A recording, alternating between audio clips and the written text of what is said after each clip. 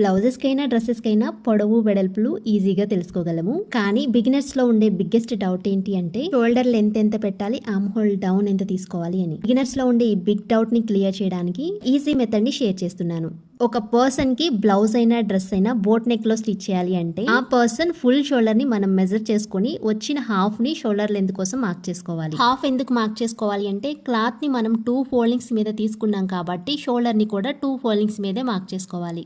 అదే ఆ పర్సన్ కి నార్మల్ నెక్ తో బ్లౌజ్ కానీ డ్రెస్ కానీ స్టిచ్ చేయాలి అంటే ఫుల్ షోల్డర్ లో నుంచి 2 ఇంచెస్ మైనస్ చేసి వచ్చిన లెంత్ లో నుంచి సగానికి షోల్డర్ కోసం మార్క్ చేసుకోవాలి. బోట్ నెక్ అయినా నార్మల్ నెక్ అయినా షోల్డర్ లెంత్ ఎంతైతే మార్క్ చేసుకుంటామో ఆర్మ్ హోల్ డౌన్ కూడా అంతే మార్క్ చేసుకోవాలి. ఈ డ్రెస్ పర్సన్ కి ఫుల్ షోల్డర్ 14 ఇంచులు. ఈ డ్రెస్ కి నార్మల్ నెక్ స్టిచ్ చేస్తున్నా కాబట్టి 14 ఇంచుల్లో 2 ఇంచులు మైనస్ చేస్తే 12 ఇంచులు. షోల్డర్ లెంత్ ని 12 ఇంచులకి మార్క్ చేసుకున్న ఆర్మ్ హోల్ డౌన్ కూడా 12 ఇంచులకే మార్క్ చేసుకున్నాను. చెప్పడం మర్చిపోయాను, ఇది అంబ్రిల్లా ఫ్రాక్ కటింగ్ పార్ట్ 3.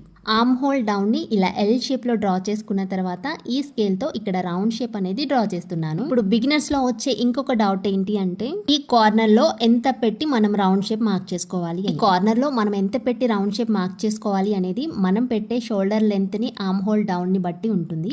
6 ఇంచులు షోల్డర్ లెంత్ 6 ఇంచులు ఆర్మ్ హోల్ డౌన్ తీసుకున్నప్పుడు మనకి ఈ కార్నర్ లో 1.5 ఇంచులు పెట్టుకొని రౌండ్ షేప్ అనేది డ్రా చేసుకోవాలి. నెక్స్ట్ పార్ట్ 4 కోసం ఎంతమంది వెయిట్ చేస్తున్నారో కామెంట్ చేయండి, వీడియో చేస్తా.